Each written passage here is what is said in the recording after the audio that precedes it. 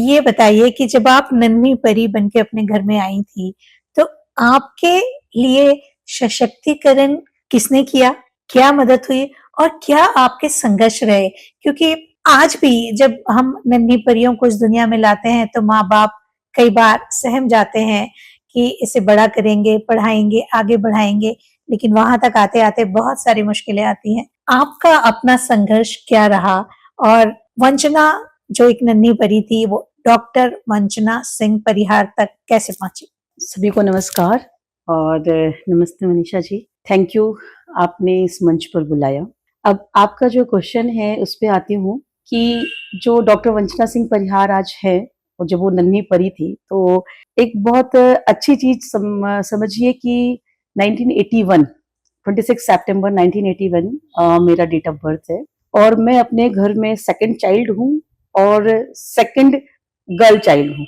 मेरी बड़ी दीदी हैं और उसके 4 साल बाद मैं अपने घर में आई और मेरे घर में मेरे पापा, मेरी मम्मी ने बहुत ही अच्छे से वेलकम मेरा किया। मेरे पापा गवर्नमेंट ऑफिसर थे और उस समय नो डाउट सभी के घरों में ये रहता है कि पहली बड़ी बेटी है तो दूसरा बेटा एक्सपेक्ट करते हैं। गाँव में लोगों ने किया होगा, लेकिन मुझे कभी ये फील नहीं हुआ कि लोगों ने किया, क्योंकि मेरे बब्बा बुआ लोगों ने, नाना नानी, मुझे कभी भी फील नहीं हुआ कि मेरे घर में सेकंड गर्ल चाइल्ड होने से किसी ने मुझे टीज किया। और मुझे मेरी मम्मी बताती हैं कि मेरे पापा ने उसी समय मम्मी का जो ऑपरेशन होता है वो करवाने के लिए बोल दिया था कि हमारे 2 बच्चे हैं, बस हमारी 2 बेटियां हैं, हम 2 बेटियों को ही रखेंगे और अच्छे से पालेंगे। तो मेरे पापा का फाइनल डिसीजन हो गया था कि वो मेरे बाद अब और बेबी उन्हें नहीं चाहिए। ये उस जमाने में मेरे पापा की अवेयरनेस थी, मेरे मम्मी पापा की। बट मेरे बब्बा थोड़ा सा कि उनको बेटा, उनको मतलब कहते हैं ना कि बुजुर्ग का ये रहता है कि परिवार बढ़े, और परिवार बढ़े आज भी हमारे भारतीय परंपरा में परिवार बढ़ने का मतलब होता है कि बेटा ही परिवार बढ़ाएगा। तो फिर ये हुआ क्योंकि हमारे यहाँ 8 पुश्तों से एक ही बेटा हो रहा था। मेरे पापा और मेरे बड़े पापा 8 पुश्तों के बाद 2 भाई हुए थे। तो मेरे बब्बा जी थोड़ा सा खाना वाना छोड़ दिए थे कि बेटी हुई है, हमको खुशी है, लेकिन ऑपरेशन नहीं कराओ।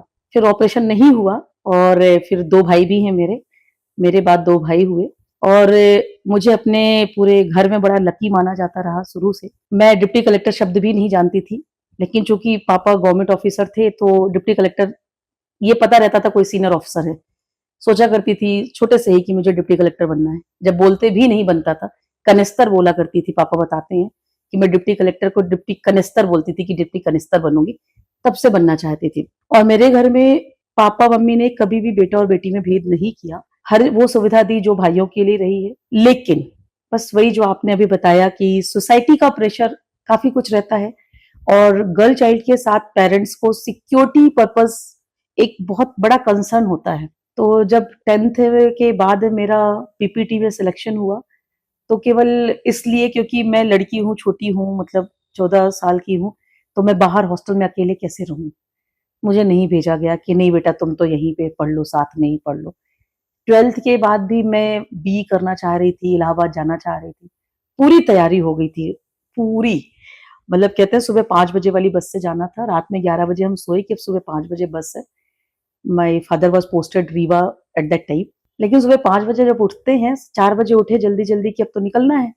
तो मम्मी बोली हमको घबराहट हो रही है, हम नहीं भेजेंगे। तो थोड़ा-सा मतलब शॉकिंग था मेरे लिए कि मैं कहाँ इलाहाबाद जा रही थी और अब ये है कि मुझे, क्योंकि टिकट-विकट सब सब कुछ था, पैकिंग पूरी थी। लेकिन ठीक है, मम्मी बोली कि नहीं मैं नहीं भेजूँगी बेटा, मेरा दिल नहीं मान रहा है। इलाहाबाद मतलब, जबकि रीवा से इलाहाबाद 3 घंटे की जर्नी है, बट दैट टाइम वो इलाहाबाद इलाहाबाद सोचा करते थे कि इलाहाबाद है। नहीं भेजे फिर। अब लाडली तो घर की थी ही, जिद्दी भी थी, तो मैंने बोला कि अब मुझे कॉलेज करना ही नहीं है। पापा आए, बहुत समझाए कि बेटा ऐसा नहीं है। मैंने कहा ठीक है, अब बी नहीं करी हूँ तो मैं बीएससी कंप्यूटर एप्लीकेशन करूँगी, मुझे प्लेन बीएससी नहीं करना है। पापा बोले ठीक है, फिर किसी तरीके से कॉलेज में एडमिशन करवाए। बीएससी कंप्यूटर एप्लीकेशन भी पापा ने करवाया। मेरे घर में सभी बोलते हैं कि पापा केवल और केवल कॉलेज में मेरे एडमिशन के लिए गए थे। अदर 4 भाई बहन हैं हम लोग, तो मम्मी ही करती थी नॉर्मली, लेकिन अब मेरी जिद ऐसी हो गई थी कि पापा गए साथ में, प्रिंसिपल सर से मिले, बोले सर करवा दीजिए किसी तरह, परसेंटेज तो अच्छे ही हैं। हो गया सिलेक्शन।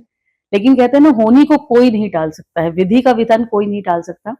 पिछले 3-4 सालों से मेरे मम्मी पापा बस मुझे हॉस्टल ना भेजना पड़े, इसलिए बड़ा बड़ा सेफली रखना चाहते थे। और हुआ ऐसा कि मिड में ही जब मेरा बीएससी फर्स्ट ईयर चल रहा था तो पापा का ट्रांसफर नवंबर में रीवा से मैहर हो गया। मैहर छोटी टाउन है, वहां के कॉलेज में बीएससी कंप्यूटर एप्लीकेशन नहीं था। अब यदि मैं पापा के साथ मैहर जाती तो मेरा 1 साल स्पॉइल हो जाता, गैप हो जाता मेरे ग्रेजुएशन में, और वहां बीएससी कंप्यूटर्स नहीं मिलता, प्लेन बीएससी मिलती। अब फिर मम्मी पापा के सामने वही दुविधा आ गई कि अब क्या करें। फिर एट लास्ट पापा के बदले में ट्रांसफर होके जेलर अंकल आए थे, तो वो भी हमारे रिलेशन में थे, उनकी बेटी भी मेरे बराबर ही थी, फर्स्ट ईयर में थी। तो फिर पापा किसी तरह हिम्मत करके, मेरे कॉलेज में मेरे प्रोफेसर थे जो मैथ्स के एचओडी थे, डॉक्टर टीपी सिंह सर, तो उनके घर में फिर मतलब एज अ पीजी उनके अंडर में कि चलो ये मम्मी पापा की तरह रहेंगे। मैं ट्यूशन भी उन्हीं के यहाँ पढ़ने जाती थी, तो वो चूंकि कंप्यूटर और मैथ्स 2 सब्जेक्ट के मेरे कॉलेज में एचओडी हुआ करते थे, तो पापा ने उनके घर में मुझे शिफ्ट किया और एट लास्ट पापा को मुझे छोड़ना ही पड़ा अकेले, और वो लोग फिर मैहर गए। मेरा ग्रेजुएशन हुआ। ग्रेजुएशन के बाद फिर से वही दुविधा हुई कि मेरे मैथ्स में बहुत अच्छे मार्क्स थे, तो सभी चाहते थे कि मैं मैथ्स में कंटिन्यू करूं, बट चूंकि मेरे दिमाग में वो डिप्टी कलेक्टर वाली बड़ा चलती रहती थी, तो मैं एमए क्रिमिनोलॉजी ही करना चाहती थी सागर यूनिवर्सिटी से। लेकिन उस समय मेरा भाई जो मुझसे 2 साल छोटा है, वो इंदौर होलकर कॉलेज में ग्रेजुएशन फर्स्ट ईयर कंप्लीट कर चुका था और सेकेंड ईयर था। तो अब मम्मी पापा को वही लगा कि अब अकेले फिर सागर भेजूं, रीवा तो पास में था, सागर भेजना है, तो बोले कि अब तुम तो इंदौर से ही कर लो जो करना है, क्योंकि भाई वहां पर है। तो मन मार के फिर मैं एमएससी मैथमेटिक्स का एंट्रेंस दिया मैंने डीएवीबी में, स्कूल ऑफ मैथमेटिक्स में एंट्रेंस क्लियर हो गया, एडमिशन हो गया। लेकिन मन तो वो दूसरी तरफ जाता रहता था कि नहीं मुझे पीएससी देना है। फिर इंदौर आ गई, मौका मिला। लेकिन यहाँ पर फिर मैं कहती हूँ ना कि जब हम अपने सपने देखते हैं तो अपने सपनों के पीछे हमें भागना पड़ता है। लेकिन छोटी सिटी से बड़ी सिटी में आकर मैं अपनी कमी को छुपाती नहीं हूँ। मुझे ऐसा लगता है कि वो 2 साल जब मैं इंदौर में एमएससी मैथमेटिक्स कर रही थी, तो अगर पीएससी रेगुलर होती, एमपीपीएससी उस समय आ नहीं रही थी, वो मेरा बैड लक समझ लीजिए। और यूपीएससी के बारे में मुझे इतना नॉलेज नहीं था, क्योंकि हम रीवा से आए थे, छोटी सिटी से आए थे। एमपीपीएससी तो जानते थे, बट यूपीएससी नहीं जानते थे कि हाँ कुछ ऐसा होता है कि हम यूपीएससी की भी तैयारी कर सकते हैं। एमपीपीएससी आ नहीं रही थी, इंदौर आ गए थे। इंदौर की चकाचौंध एक अलग ही थी, मेट्रो सिटी, उस समय भी इंदौर बहुत ही था। होम ट्यूशन पढ़ाने का बड़ा शौक आ गया था। 5-5 घंटे होम ट्यूशन पढ़ाती थी, क्योंकि मैथ्स मेरी बहुत स्ट्रांग थी। तो 9, 10th, 11th, 12th और इवन जीएसआईटीएस के M1, M2, M3 जो बीई के बच्चे थे, उनको भी मैं ट्यूशन लेती थी। तो उसमें भी मजा आने लग गया था कि चलो, तो एक पैसे का जो लालच आ जाता है ना, पापा मेरे पूरा भेजते थे, हम दोनों भाई बहनों का बराबर भेजते थे पैसा। लेकिन फिर भी हम सोचते थे कि अरे अपनी खुद की अर्निंग, क्योंकि जब इंदौर आई तो मैंने यहाँ बहुत सारी लड़कियों को देखा कि वो ट्यूशंस लेती हैं, खुद की अर्निंग करती हैं। तो मुझे भी अच्छा लगा कि मुझ में भी कैपेबिलिटी है। तो वो जो 2 साल का रहा है मेरा पीएससी से भटकाव रहा है। अगर शायद वो 2 साल मैं नहीं ट्यूशंस में जाती और इंदौर जैसी अपॉर्चुनिटी को मैं थोड़ा-सा किसी कोचिंग में चली जाती, या सोचती कि नहीं करना है। एक बार मैंने ट्राई भी किया, लेकिन उस समय हमारे टाइम पे केवल एक ही कोचिंग हुआ करती थी, कोठारी कोचिंग, और वो राजवाड़ा में थी। मैं इंद्रपुरी में रहती थी, तो मेरा भाई भी भारी केयरिंग मेरे से था, 2 साल छोटा, लेकिन हमेशा बड़े जैसे ही रहता था। अब कोठारी कोचिंग भी वो मुझे अकेले नहीं जाने देता था। मतलब आप समझ सकते हैं कि 2 साल मेरा छोटा भाई मुझे कोठारी कोचिंग अकेले नहीं। एक दिन मैं बड़ी मुश्किल से गई भी, तो कहता है वो शाम का बैच है दीदी, तो रात में अकेले तुम कैसे आओगी? और उस जमाने में, आज तो राजवाड़ा इंद्रपुरी से समझ ही नहीं आता है, बट मैं ये 2001-2002 की बातें कर रही हूँ। 2002 में इंद्रपुरी से राजवाड़ा अपने आप में एक डिस्टेंस लगा करता था। और उस जमाने में मैं इंदौर में, मेरे लिए चोइथराम हॉस्पिटल जो था ना, वो बहुत बड़ा दूर हुआ करता था। मतलब भोलाराम उस्ताद मार्ग हमारे लिए नोन नहीं था। इंद्रपुरी से भोलाराम उस्ताद मार्ग हमारे लिए नोन नहीं था। ऐसे फैमिली बैकग्राउंड से थे। और ऐसा नहीं था कि लड़का लड़की अलग, नहीं, केवल सिक्योरिटी की सेफ्टी पर्पज से बेटी को इधर उधर नहीं, क्योंकि अगर अंतर होता तो इंदौर भेजते नहीं। पढ़ाई, कभी मेरी पढ़ाई में कमी नहीं हुई।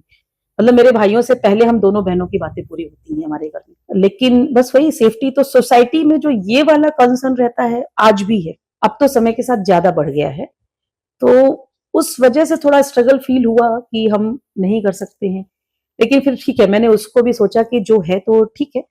मैंने एमएससी कंप्लीट की, और फिर उसके बाद मैंने एक चांस अपनाया, दिल्ली चली गई। मैं 6 महीने दिल्ली रही, दैनिक पब्लिक एशिया, वहां पर एक न्यूज, नेशनल न्यूज पेपर है, उसमें मैं एज अ रिपोर्टर मैंने 6 महीने काम किया। ये तो उस समय मैं दिल्ली गई, 6 महीने दिल्ली नोएडा में भी मैंने किया। वहां पे भी मैंने देखा कि सिक्योरिटी नहीं थी। मैं एक दीदी के साथ गई थी, मेरी रिलेटिव थी उनके साथ, तो उनको टीबी हो गया तो वो जबलपुर वापस आ गई। फिर मैं अकेली पड़ गई वहां पर, तो किसी तरह 10-15 दिन रही और मुझे कुछ वहां ऐसी चीजें दिखी जो मैं समझ नहीं पा रही थी कि लोग अकेली लड़की को दिल्ली में उस जमाने में भी इजी टारगेट किया करते थे। तो एक दिन मैं अपने भाई से ऐसे रोते रोते बोली, मैंने कहा मुझे अच्छा नहीं लग रहा है यहाँ पर और समझ नहीं आ रहा है कि करूं क्या। तो भाई बोला कि दीदी तुम्हारा मैं अब भी रिजर्वेशन करा रहा हूँ तत्काल में, तुम कल की ट्रेन में सबसे पहले इंदौर आ जाओ, पैसे वैसे छोड़ो, अपन यहीं देख लेंगे। मैं तुरंत दूसरे दिन का रिजर्वेशन मेरे भाई ने करवाया, मैं इंदौर आ गई। फिर हम सोचते रहे क्या करें। फिर उसके बाद मैं एमफिल में एडमिशन मैंने लिया, MPhil mathematics, APS university Rewa, क्योंकि उस समय फिर पापा मेरे मैयर पोस्टेड थे। तो मैं रीवा चली गई क्योंकि रीवा मेरा नोन था और भाई भी चूंकि बैंगलोर चला गया था एमसीए के लिए, तो इंदौर में भी अब कोई नहीं था। मैं वापस रीवा गई, एमफिल मैंने किया और फिर रीवा गई तो फिर मैं 2005 में जब एमपीपीएससी का एक रूटीन चालू हो रहा था, तो जब 2005 में एमपीपीएससी के नोटिफिकेशन आया तो समझ में आया कि हाँ ठीक है, कुछ होगा।